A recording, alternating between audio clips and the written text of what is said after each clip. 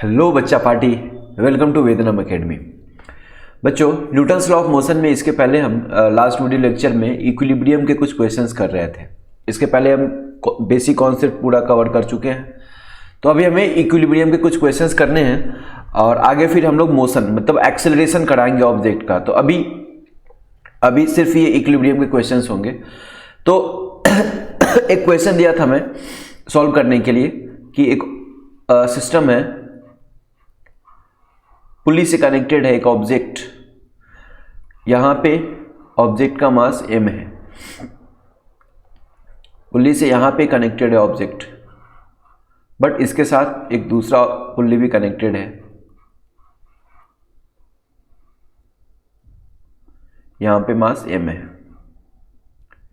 ये सिस्टम ऐसा है कि यहां से एंगल थीटा है तो यहां से भी एंगल क्या है, थीटा। ये मास है m√2, ये मास है m। तो हमसे बोला गया है कि what should be value of theta, क्या what should be value of theta so that system remains in equilibrium, system remains in equilibrium। ये क्वेश्चन में लास्ट वीडियो लेक्चर में दिया था, अभी मैं सॉल्व कर देता हूँ। Equilibrium okay. तो क्या है यहाँ पे, हमें पता है कि अगर एक ऑब्जेक्ट से स्ट्रिंग कनेक्टेड है, इसके पास टेंशन ऑब्वियसली टी होगा, तो इस पूरे स्ट्रिंग में सेम टेंशन होने वाला है और सिमिलरली इस पूरे स्ट्रिंग में सेम टेंशन होने वाला है। तो अगर हम यहाँ पे इस ऑब्जेक्ट का एबीडी ड्रॉ करें तो क्या हो जाएगा, यहाँ पे मास m होगा, इस पे नीचे फोर्स लगेगा, ग्रेविटेशनल फोर्स लगेगा mg, और ऊपर स्ट्रिंग फोर्स लगा रहा है टेंशन t। ओके, यहाँ पे वेट, ये टेंशन यहाँ पे T होगा और सेम ही टेंशन यहाँ पे T होगा, ये स्ट्रेट होगा, ये यहाँ पे सेम ही टेंशन होगा T। ओके, यहाँ पे अगर इस ऑब्जेक्ट का बात, यहाँ पे क्या ऑब्जेक्ट कोई मोशन नहीं है तो T = mg हम लिख सकते हैं। ओके, यहाँ पे m√2 करके मास है, यहाँ पे टेंशन T लग रहा है, वर्टिकल से एंगल कितना है, थीटा। यहाँ भी टेंशन T लग रहा है, वर्टिकल से एंगल कितना है, थीटा। अगर हम एंगल ब्रेक करते हैं यहाँ पे तो क्या हो जाएगा, एंगल ब्रेक करते हैं इसका तो क्या हो जाएगा, ये हो जाएगा हमारा, ये T के थीटा के साथ वाला कंपोनेंट क्या होता है, T cos थीटा, और साथ के परपेंडिकुलर वाला कंपोनेंट कितना होता है, T sin थीटा। इसी तरह यहाँ पे ये क्या हो जाएगा, T इसका T cos थीटा, और क्या हो जाएगा ये T sin थीटा।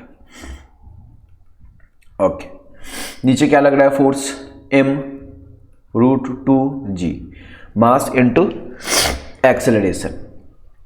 क्या है, ऑब्जेक्ट कहीं जा नहीं रहा है, अपवर्ड मोशन नहीं है और अपवर्ड वर्टिकल मोशन नहीं है और हॉरिजॉन्टल मोशन भी नहीं है, तो क्या होगा, upward force equals to downward force, rightward force equals to leftward force. और ऑब्वियसली हमें दिख रहा है ये T sin theta cancel out करेगा। अगर हम T1 T2 भी लेते हैं यहाँ पे, अगर आपको लगता है कि T कैसे ले लिया क्योंकि अलग अलग स्ट्रिंग है, तो T1 = अगर यहाँ पे T1 ले लेता मैं, यहाँ पे क्या हो जाता, मास mg है, तो T1 का वैल्यू कितना हो जाएगा, mg। अगर आपको ऐसा कन्फ्यूजन हो रहा है तो वो भी कर देता हूँ मैं। यहाँ पे इसको मैं T2 ले लेता हूँ तो अगर T2 = mg हो जाएगा, और क्या दोनों mg है, मतलब क्या हो जाएगा, T1 = क्या हो जाएगा, T2। इक्विलिब्रियम कंडीशन में है, T1 = क्या हो जाएगा, T2 हो जाएगा। ओके, तो हम आगे अब कैरी कर सकते हैं। यहाँ पे T sin थीटा, यहाँ पे T sin थीटा एक दूसरे को कैंसिल आउट करेगा। Rightward force equals to leftward force, कोई एक्सेलरेशन नहीं है, दोनों फोर्स एक दूसरे को कैंसिल आउट कर देगा। Okay, upward force would be equal to downward force. Upward में क्या है, इस स्ट्रिंग का ऊपर का कंपोनेंट T cos थीटा था, तो T cos थीटा, इस स्ट्रिंग का अपवर्ड कंपोनेंट कितना हो जाएगा, T cos theta equals to कितना है, नीचे का फोर्स कितना है, m√2g। ओके, क्या हो गया ये 2t cos theta equals to m√2g, और T1 equals to T2 equals to T है, वैल्यू कितना है mg। तो यहाँ से मैं क्या बोल सकता हूँ 2 इंटू टी का वैल्यू क्या है mg into cos theta equals to क्या हो जाएगा m√2g। mg से ये md कैंसिल आउट हो जाएगा। यहाँ से हम क्या लिख सकते हैं cos theta equals to √2/2 cos theta equals to कितना हो जाएगा 1/√2, मतलब कॉस थीटा इक्वल्स टू क्या हो गया 45 कॉस 45 डिग्री। तो थीटा का वैल्यू क्या हो जाएगा 45 डिग्री। थीटा का वैल्यू कितना हो गया 45 डिग्री। तो ये एंगल कितना होना चाहिए 45 डिग्री पे, ये क्या हो जाएगा ये इक्विलिब्रियम में सॉरी थीटा इक्वल्स टू 45 पे ये सिस्टम किस में रहेगा इक्विलिब्रियम में रहेगा, सिस्टम और मूव नहीं करेगा। तो एक क्वेश्चन था, ऐसे क्वेश्चन और आ सकते हैं। एक दो और क्वेश्चन लेता हूं मैं इस पे।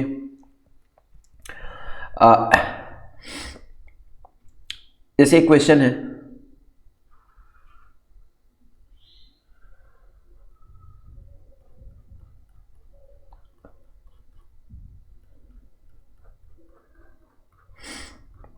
एक वॉल है, यहां से स्ट्रिंग कनेक्टेड है और फिर यहां से स्ट्रिंग कनेक्टेड है सॉरी यहां से एक मास कनेक्टेड है, ये 10 kg का ऑब्जेक्ट है, ये एंगल 37 डिग्री है। ओके मान लेते हैं यहां पे टेंशन है T1, मतलब यहां टेंशन कितना हो जाएगा T1, यहां टेंशन है T2 और यहां टेंशन है T3। तो हमें बोला गया है find T1 T2 and T3। तो इसे सॉल्व करने के लिए सबसे पहले में एक थ्योरम होता है that is called Lami's theorem. इसको दो तरीके से हम सॉल्व कर सकते हैं। क्या ये लेमीज थ्योरम। तो लेमीज थ्योरम एक बार मैं आपको बता देता हूं क्या होता है लेमीज थ्योरम। उसके हेल्प से हम लोग इस क्वेश्चन को सॉल्व कर सकते हैं। तो क्या है अगर एक पॉइंट है यहाँ पे 3 फोर्सेज लग रहा है, एक फोर्स लग रहा है F1, दूसरा फोर्स लग रहा है F2 और तीसरा फोर्स लग रहा है F3। मान लेते हैं ये वाला एंगल अल्फा है, ध्यान रखना F1 के अपोजिट में एंगल अल्फा है, F2 के अपोजिट में एंगल बीटा है और F3 के अपोजिट में एंगल गामा है। तो क्या कहता है Lami's theorem F1 upon sine alpha is equal to F1 upon sine alpha is equals to F2 upon sine beta is equals to F3 upon sine gamma, F3 upon sine gamma.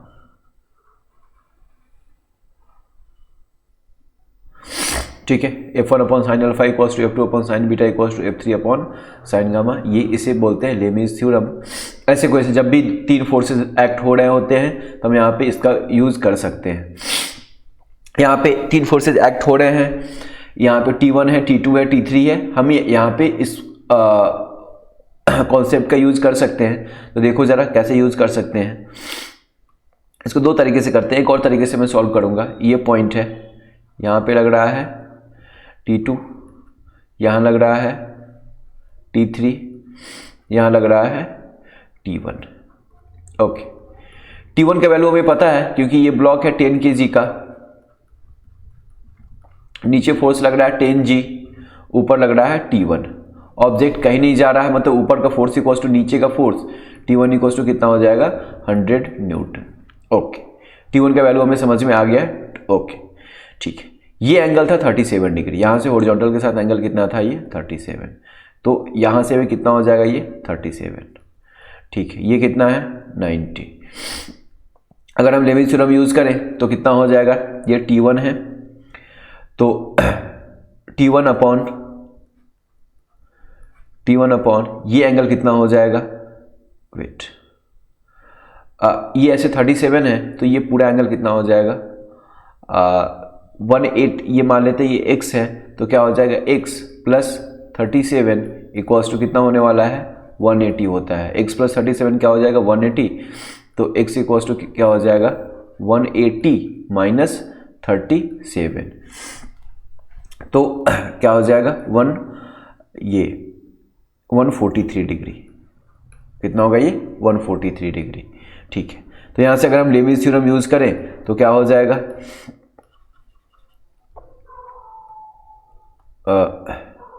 लेबनिज़ theorem में क्या हो जाएगा T1 upon इसके opposite वाला angle चाहिए मुझे, तो sine 143 degree equals to T2 upon ये क्या है T2 कौन सा है ये, इसके अपोजिट में एंगल चाहिए मुझे, तो कितना 37 प्लस 90, तो 127 हो जाएगा ये साइन 127 डिग्री। और कितना हो जाएगा ये T3 अपॉन ये एंगल, ये तो 90 हमें सामने दिख रहा है, T3 अपॉन साइन 90। ओके, अब इसे हम क्या बोल सकते हैं, ये इसको हम आगे सॉल्व करने के लिए क्या कर सकते हैं, यहाँ पे T1 का वैल्यू हमें पता है, T1 का वैल्यू कितना है 100 है, तो हम 100 अपॉन साइन 143 मतलब क्या लिख सकते हैं साइन 180 माइनस 53 37 लिख सकते हैं।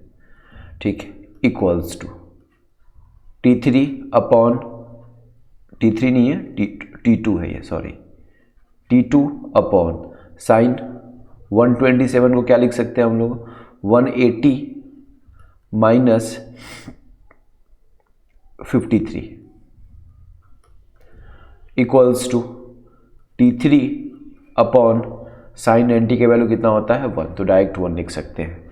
ठीक है, यहाँ पे क्या हो जाएगा ये 100 अपॉन साइन 37 डिग्री हो जाएगा, और ये ट्रायंगल हमें पता है, ये ट्रायंगल हमें पता है, ये अगर एंगल 37 डिग्री होता है तो ये कितना हो जाएगा 3 और ये 4 और ये 5, और अगर एंगल हमारा 53 होता है तो ये क्या हो जाएगा 4, ये 3 और ये 5।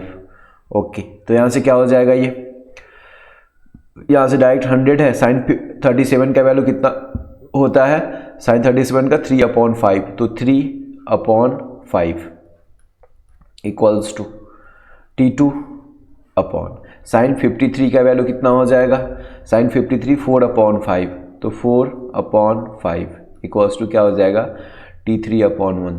ओके, तो यहाँ से दोनों का वैल्यू या डायरेक्ट हम फाइंड कर सकते हैं, T2 का और T3 का, तो फाइंड कर देता मैं। T3 का वैल्यू क्या हो जाएगा T3 equals to 500 upon 3,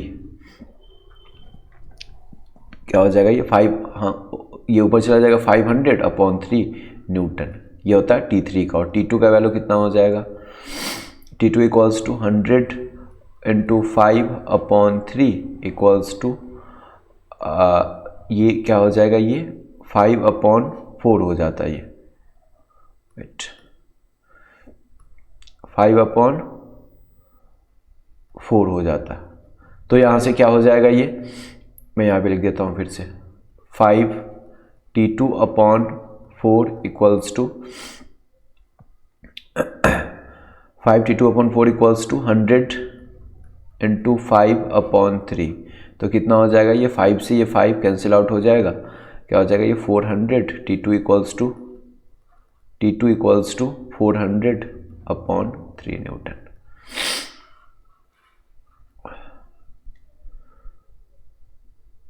okay, तो यहाँ से T2 का वैल्यू निकल गया, T1 का वैल्यू ऑलरेडी हम कैलकुलेट कर चुके हैं यहाँ पे 100 न्यूटन, ये T1 T2 और T3 तीनों निकल गए। तो ये एक मेथड हम लेबनिज़ थ्योरम का यूज कर सकते हैं। और क्या दूसरा कर सकते हैं हम,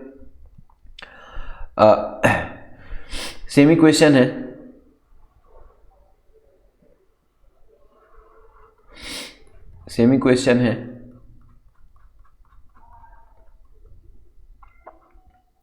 सॉरी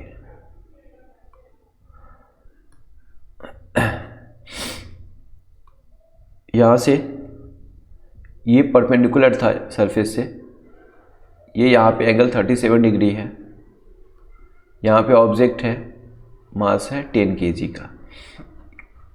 ओके, यहाँ पे टेंशन T1 है, यहाँ भी टेंशन कितना हो जाएगा T1, यहाँ पे टेंशन कितना हो जाएगा T2, और यहाँ टेंशन क्या है T3। ओके, अब यहाँ से T3 को हम ब्रेक कर सकते हैं। जो मास है यहाँ पे, ऐसे भी T1 का वैल्यू तो डायरेक्ट पता है हमें, T1 कितना हो जाएगा 100 न्यूटन, ये हमें डायरेक्ट पता है, इसके बारे में हमें सोचना नहीं है। हमें क्या किसके बारे में सोचना है, T3 के बारे में। तो चलो T3 यहाँ पे है, T3 यहाँ से ये 37 का एंगल बनता है, तो यहाँ से भी कितना बन जाएगा ये 37 डिग्री। इसका अगर हम कंपोनेंट ब्रेक करें तो क्या हो जाएगा ये T3 cos 37, और ये क्या बन जाएगा T3 sin 37। ओके, यहाँ से क्या हो जाएगा, ये इधर की तरफ एक्ट हो रहा है T2 और इधर एक्ट हो रहा है हमारा T1। कितना हो जाएगा, ऑब्जेक्ट ये पॉइंट कहीं मूव नहीं कर रहा है, मतलब क्या हो जाएगा, ऊपर का फोर्स इक्वल्स टू नीचे का force, this force equals to this force. तो कितना हो जाएगा यहाँ पे T1 equals to T3 sin 37 degree, और यहाँ पे क्या हो जाएगा T2 equals to T3 cos 37 degree. अब तो आ गया ना, यहाँ से क्या हो जाएगा, यहाँ से T1 का वैल्यू हमें पता है, T1 का वैल्यू कितना है 100, तो 100 इक्वल्स टू यहाँ से T3 कैलकुलेट हो जाएगा, T3 का वैल्यू यहाँ कैलकुलेट पुट करेंगे, T2 कैलकुलेट हो जाएगा। ऑब्वियसली ये मेथड ज़्यादा आसान है कंपोनेंट्स ब्रेक करके। यहाँ पे ये 37 था, तो ये 37 इसका हॉरिजॉन्टल कंपोनेंट, वर्टिकल कंपोनेंट, क्योंकि ना हॉरिजॉन्टली मूव कर रहा, जब ये ब्रेक हो गया तो इधर चला गया, ना हॉरिजॉन्टली मूव कर रहा ना वर्टिकली मूव कर रहा। तो ऐसे क्वेश्चंस इक्विलिब्रियम में आते हैं, और भी बहुत सारे क्वेश्चंस आते हैं इस पे। कुछ बेसिक क्वेश्चन में करा दिया लेमिस थ्योरम के साथ साथ, और विदाउट लेमिस थ्योरम भी, विदाउट लेमिस थ्योरम कभी आसान हो जाता है, कभी विथ लेमिस थ्योरम आसान हो जाता है। तो क्वेश्चन टू क्वेश्चन वेरी करता है, बस हथियार हमारे पास हर चीज़ होना, जैसे ही प्रॉब्लम आए उस पर हम अटैक कर दें, हर चीज़ होना चाहिए। तो ऐसे क्वेश्चंस बहुत सारे आएंगे, आपको बाकी क्वेश्चंस करने हैं। अब बाकी जो नेक्स्ट वीडियो लेक्चर में मैं क्वेश्चंस कराऊंगा, वहाँ पे का मोशन में रहेगा ऑब्जेक्ट, मतलब एक्सेलरेशन रहेगा। तो इस वीडियो लेक्चर में बस इतना ही, मिलते हैं हम लोग आगे। Okay, thank you so much.